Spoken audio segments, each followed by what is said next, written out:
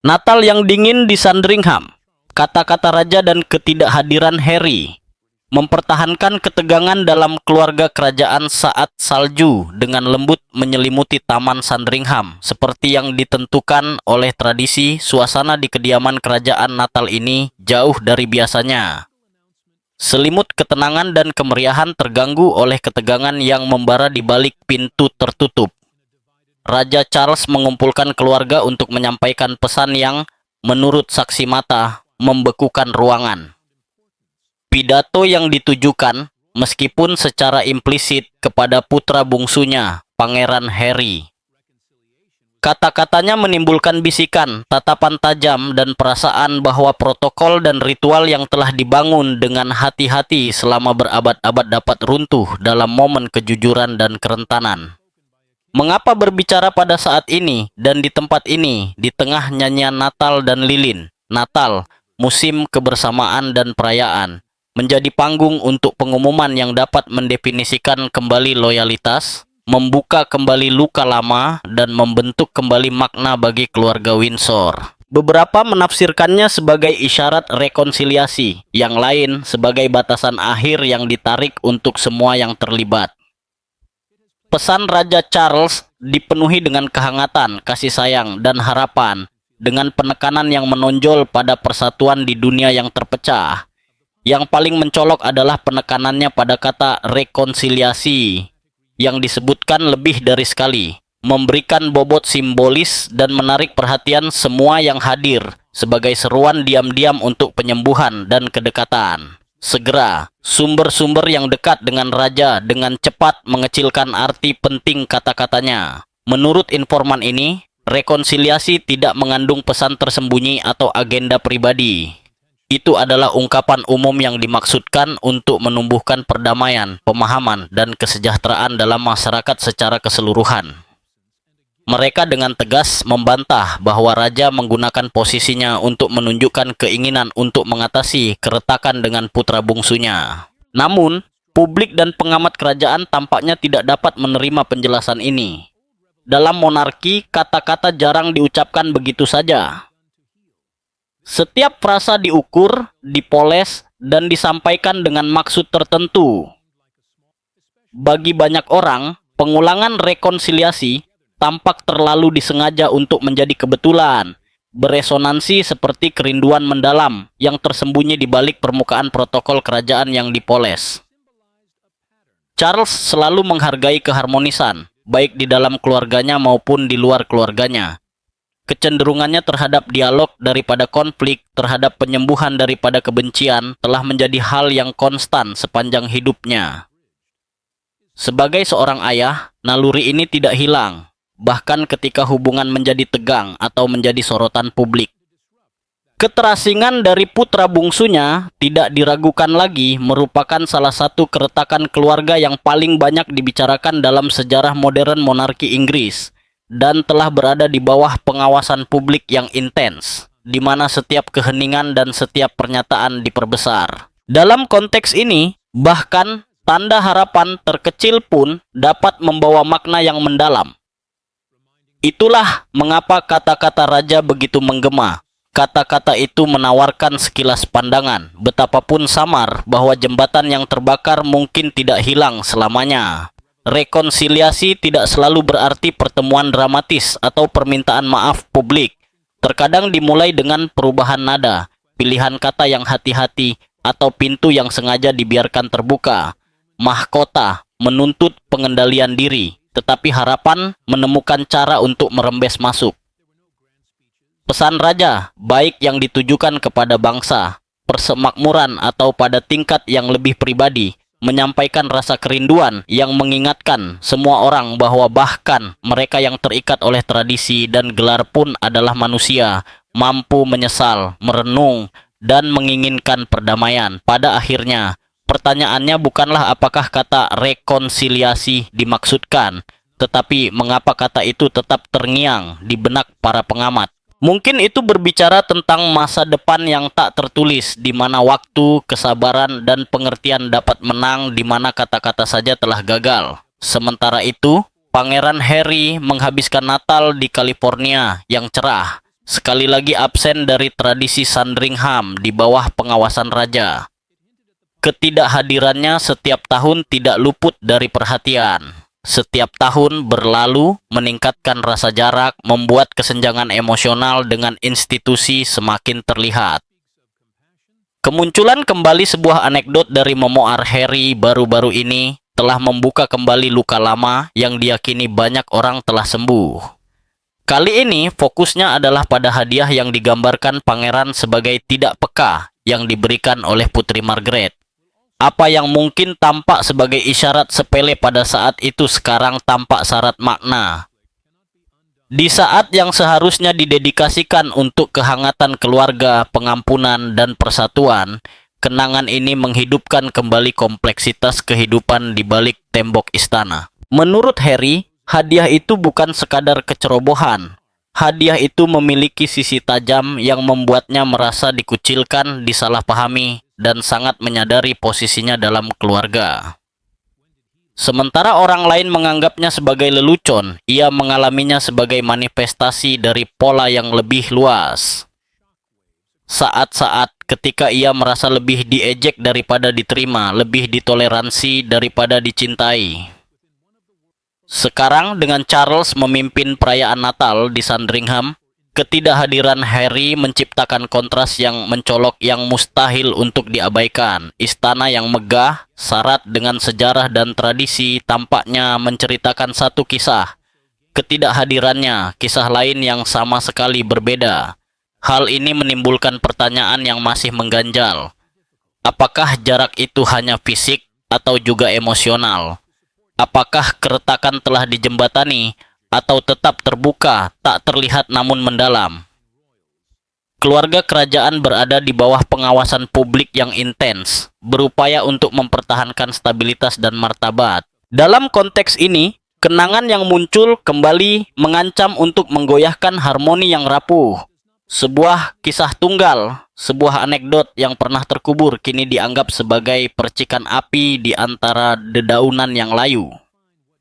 Bagi para pengamat, kisah ini menghidupkan kembali lapisan konflik yang jauh dari terselesaikan, terus menandai hubungan Harry dengan institusi yang diwakili oleh mahkota. Kontras antara perayaan mewah di Sandringham dan jarak yang ditunjukkan Harry menggarisbawahi dualitas monarki kontemporer. Fasad persatuan dan protokol versus emosi manusia yang belum terselesaikan. Natal, waktu yang secara historis melambangkan pengampunan dan kedekatan, ironisnya mengungkap keretakan dalam keluarga yang ditandai oleh sejarah, kewajiban dan reputasi publik. Meskipun kata rekonsiliasi telah dijelaskan sebagai isyarat umum, keberlanjutannya dalam analisis oleh para ahli dan publik menunjukkan bahwa makna sebenarnya dari kata-kata raja melampaui permukaan. Ini menunjukkan kemungkinan masa depan di mana ikatan yang rusak dapat diperbaiki meskipun perlahan dan tanpa upacara publik. Pesan tersebut tidak hanya memengaruhi keluarga inti, tetapi juga mencerminkan interaksi kompleks antara kewajiban monarki dan kebutuhan manusia akan koneksi dan pemahaman. Pada akhirnya, Natal di Sandringham 2025 akan dikenang bukan hanya karena nyanyian Natal dan tradisi berabad-abadnya, tetapi juga karena keheningan seorang putra yang absen dan gema kata-kata yang dipilih dengan cermat yang masih mencari jalan menuju rekonsiliasi. Kisah musim perayaan ini sekali lagi mengungkapkan bahwa di balik gelar dan kemegahan kerajaan, keluarga Windsor menghadapi ketegangan, ketidakhadiran, dan harapan yang sama seperti keluarga lainnya, meskipun berada di bawah sorotan publik paling intens di dunia. Ketegangan dalam keluarga kerajaan Inggris tidak berasal dari satu argumen atau keputusan tertentu, tetapi dari momen-momen kecil selama bertahun-tahun yang sedikit demi sedikit mengikis kepercayaan dan rasa memiliki. Tindakan minimal, lelucon yang disalahartikan, dan ketegangan yang tak terucapkan membuka celah yang seiring waktu dapat menyebabkan kerusakan yang lebih besar daripada konfrontasi terbuka. Setiap gerakan, setiap keheningan berkontribusi untuk membangun narasi jarak dan kebencian yang tidak selalu terlihat dari luar. Saat salju turun di Inggris dan keluarga kerajaan berkumpul untuk berjalan-jalan di gereja dan makan malam formal, Pangeran Harry tetap berada ribuan mil jauhnya. Namun, ketidakhadirannya tak pelak lagi mendominasi percakapan. Kisahnya terus mencerminkan monarki, mengingatkan dunia bahwa di balik mahkota dan upacara terdapat orang-orang nyata yang dibentuk oleh pengalaman nyata dan emosi yang mendalam. Natal ini, pertanyaan itu tetap ada. Apakah mungkin menyembuhkan luka lama ketika masa lalu terus muncul kembali dengan begitu kuat? Atau apakah jarak emosional telah menjadi terlalu besar untuk dijembatani? Yang pasti adalah ketidakhadiran Harry, dikombinasikan dengan pengungkapan baru-baru ini tentang isyarat rekonsiliasi, telah menghidupkan kembali drama pada saat istana berharap akan ketenangan. Tradisi dan kebenaran bertabrakan dan dunia mengamati dengan saksama. Mengapa Raja Charles memberikan isyarat kepada putranya? Apakah itu tanggapan atas permohonan rekonsiliasi Harry awal tahun ini? Mari kita telusuri detail pertemuan rahasia yang menandai titik balik tersebut. Pada bulan September, setelah 18 bulan berpisah, sebuah momen yang tampaknya sederhana, namun sangat bermakna terjadi. Ayah dan anak bertemu, untuk pertama kalinya dalam 1,5 tahun. Tidak ada pidato besar, tidak ada tampilan kasih sayang di depan umum, tidak ada penyembuhan instan. Namun, dalam kesederhanaannya, pertemuan kembali itu membawa makna yang sangat besar. Pertemuan itu menandai jeda dalam periode panjang jarak, keheningan, dan rasa sakit yang belum terselesaikan. Bagi dua orang yang hubungannya telah tegang karena kesalahpahaman dan luka selama bertahun-tahun, sekadar berbagi ruang yang sama merupakan langkah pertama yang signifikan. 18 bulan adalah waktu yang lama bagi keluarga yang terpecah. Selama periode itu, emosi mengeras, cerita diceritakan kembali, dan luka seringkali terbuka kembali alih-alih sembuh. Setiap hari yang berlalu membuat rekonsiliasi tampak semakin sulit. Bukan karena cinta menghilang, tetapi karena kesombongan, ketakutan, dan dendam lama semakin kuat. Itulah mengapa pertemuan ini, meskipun dilakukan secara diam-diam, memiliki makna yang mendalam. Pertemuan ini menunjukkan bahwa terlepas dari segalanya, pintu belum sepenuhnya tertutup. Membangun kembali kepercayaan setelah bertahun-tahun saling tidak percaya bukanlah hal yang mudah. Kata-kata marah tetap membekas, dan konflik publik meninggalkan bekas luka yang tidak cepat hilang. Masing-masing pihak mungkin merasa disalahpahami, dikhianati, atau dinilai secara tidak adil. Bahkan niat terbaik pun dapat dipertanyakan. Sebuah isyarat sederhana mungkin tampak tidak cukup, terlambat, atau tidak tulus. Oleh karena itu, rekonsiliasi jarang terjadi dalam satu momen.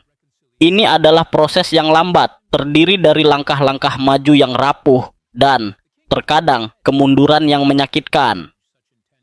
Namun demikian, setiap perjalanan harus dimulai dari suatu tempat. Pertemuan ini bukanlah akhir dari cerita, tetapi ini mewakili sebuah permulaan. Hal itu secara hati-hati menyeratkan kesediaan untuk saling mendengarkan lagi. Hal itu mengisyaratkan bahwa jembatan yang pernah terbakar dapat dibangun kembali sepotong demi sepotong. Hal itu mengingatkan semua pengamat bahwa bahkan keluarga yang paling berkuasa pun tetaplah keluarga manusia dengan emosi, kekurangan, dan keinginan yang mendalam untuk merasa diterima. Yang membuat momen ini lebih berdampak adalah pesan yang telah disampaikan Raja dalam berbagai kesempatan.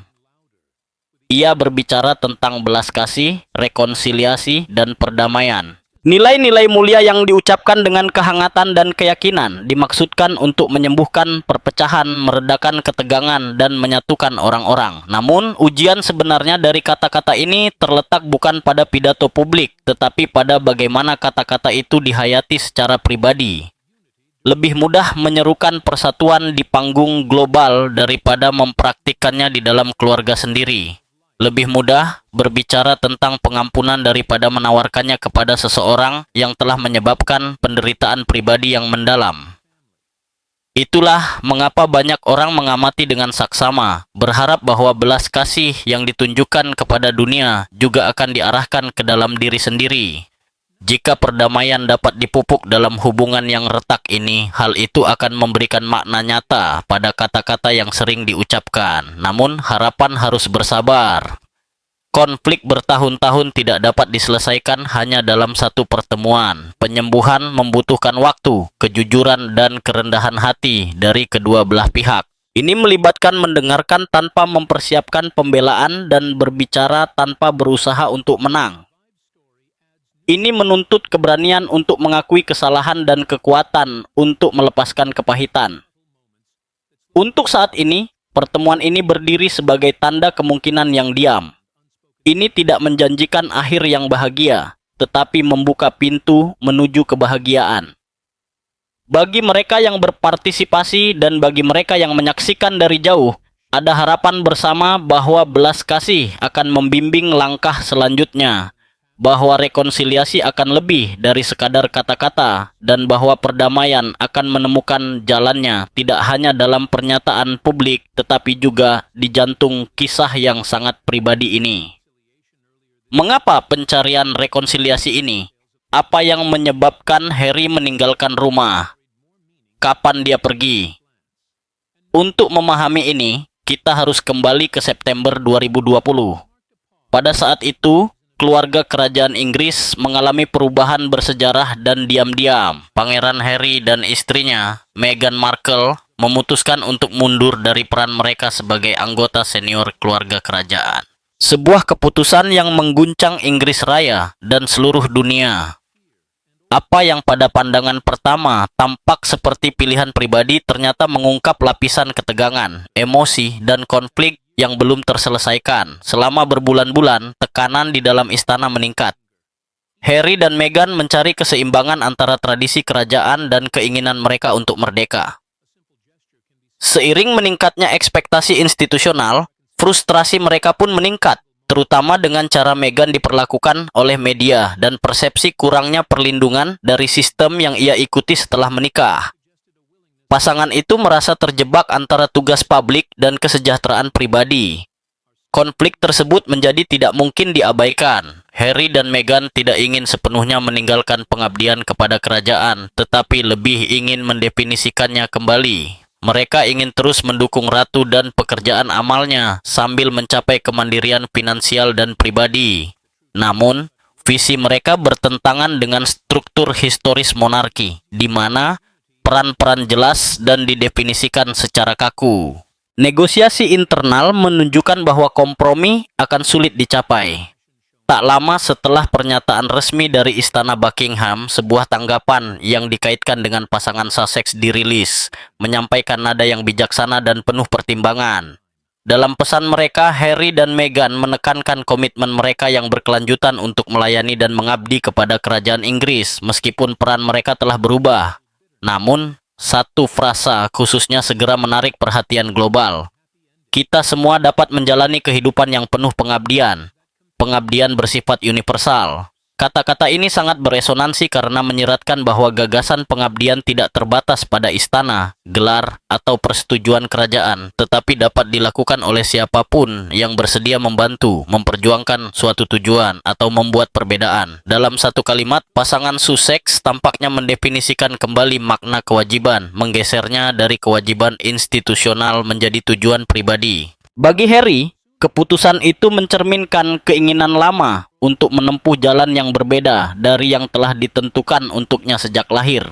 Bagi Meghan, itu melambangkan pendirian yang teguh untuk martabat, ekspresi diri, dan harga diri.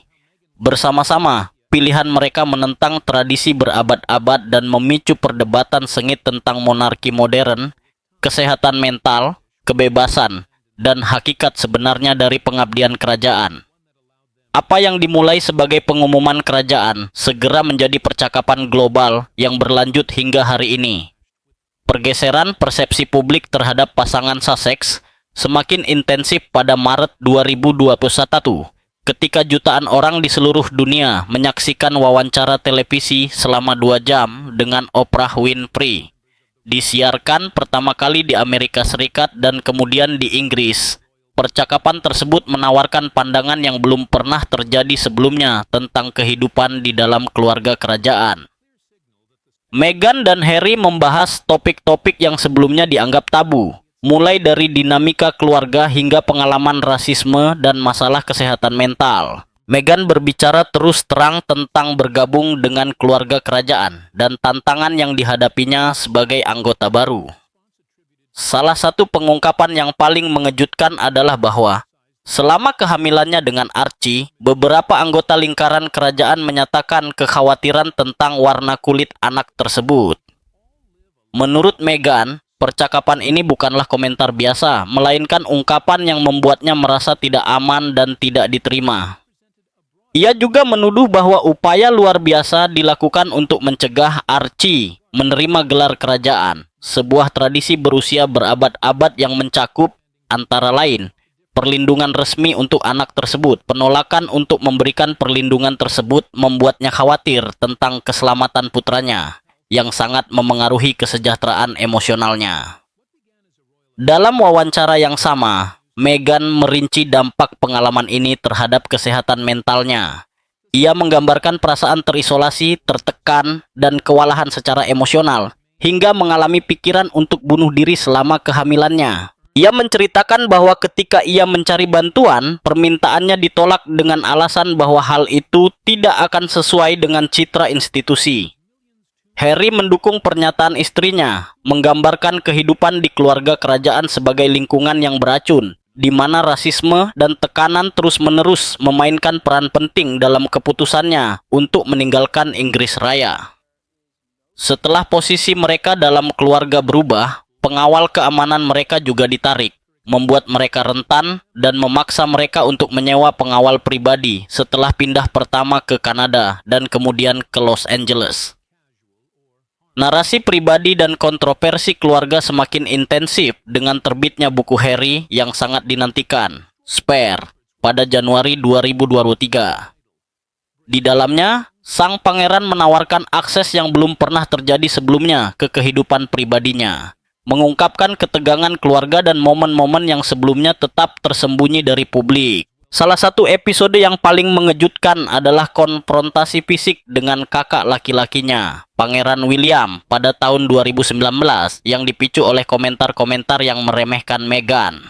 Menurut Harry, William menggambarkan Meghan sebagai sosok yang sulit, kasar, dan agresif, mencerminkan narasi negatif media yang terus-menerus. Pertengkaran yang dimulai sebagai pertukaran verbal meningkat menjadi perkelahian fisik yang berakhir dengan Harry terjatuh dan kalungnya putus, menyoroti dalamnya ketegangan antara kedua bersaudara tersebut. Harry juga mengulas kembali momen-momen kontroversial dari masa mudanya, seperti foto tahun 2005 dirinya yang berpakaian seperti perwira Nazi, sebuah insiden yang memicu kemarahan internasional. Meskipun ia bertanggung jawab atas pilihannya, ia menyatakan bahwa pengaruh William dan Kate berkontribusi pada konteks yang menyebabkan episode tersebut, menambahkan lapisan kompleksitas lain pada kisah keluarga tersebut. Dalam bukunya, Harry memadukan narasi pribadi dengan kritik terhadap campur tangan media, ekspektasi kerajaan, dan loyalitas keluarga.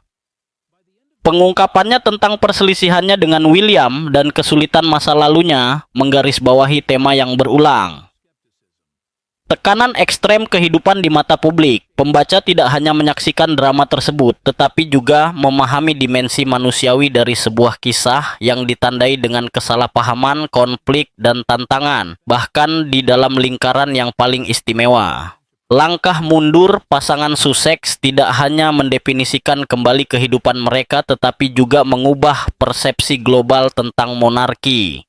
Keputusan mereka untuk memprioritaskan kesehatan mental, keselamatan pribadi, dan martabat di atas kewajiban institusional memicu perdebatan mendalam tentang batasan tradisi, relevansi gelar, dan kemampuan keluarga kerajaan untuk beradaptasi dengan zaman modern. Kisah Harry dan Meghan membawa isu rasisme, ketidaksetaraan, dan hak untuk menentukan nasib sendiri ke garis depan sebuah institusi yang telah berusia berabad-abad, memaksa monarki untuk menghadapi pertanyaan-pertanyaan yang tidak nyaman tentang citra dan perannya dalam masyarakat kontemporer. Melalui pengalaman mereka, pasangan Sussex mendefinisikan kembali konsep pengabdian, menunjukkan bahwa panggilan sejati tidak bergantung pada pangkat atau pengakuan, tetapi pada kemauan untuk berkontribusi pada kesejahteraan orang lain dari posisi apapun. Kisah mereka juga mencerminkan kompleksitas menyeimbangkan kehidupan pribadi dengan tuntutan ketenaran dan tradisi, meninggalkan jejak yang tak terhapuskan dalam sejarah kerajaan Inggris dan persepsi publik tentang monarki. Dengan penerbitan autobiografi terbarunya, Pangeran Harry telah menawarkan kepada dunia jendela yang tidak disaring ke dalam kehidupan pribadinya, di luar citra yang dibangun dengan hati-hati sebagai anggota keluarga kerajaan. Dalam halaman-halaman ini, sang pangeran tidak hanya menceritakan pengalaman pribadi, tetapi juga mengungkap kebenaran menyakitkan yang sebelumnya tetap tersembunyi di balik berita utama dan rumor, menantang persepsi publik tentang apa artinya menjadi bagian dari monarki Inggris. Melalui pengakuan intim, Harry mematahkan formalitas dan jarak yang biasanya menjadi ciri komunikasi keluarga kerajaan. Narasi ini memungkinkan pembaca untuk mengamati tidak hanya peristiwa itu sendiri, tetapi juga perasaan dan ketegangan yang mendasarinya yang telah membentuk hidupnya. Dari tantangan tumbuh dewasa di bawah pengawasan media yang intens hingga konflik keluarga dan ketegangan dengan saudaranya, Pangeran William, buku ini melukiskan potret kehidupan di dalam istana Buckingham yang jujur dan terkadang mentah. Salah satu elemen terpenting dari kisah ini adalah cara Harry memanusiakan pengalamannya sendiri. Jauh dari sosok yang tenang yang sering dikaitkan publik dengan keluarga kerajaan, sang pangeran mengungkapkan kerentanannya, berbagi momen kecemasan, rasa sakit, dan pencarian identitas.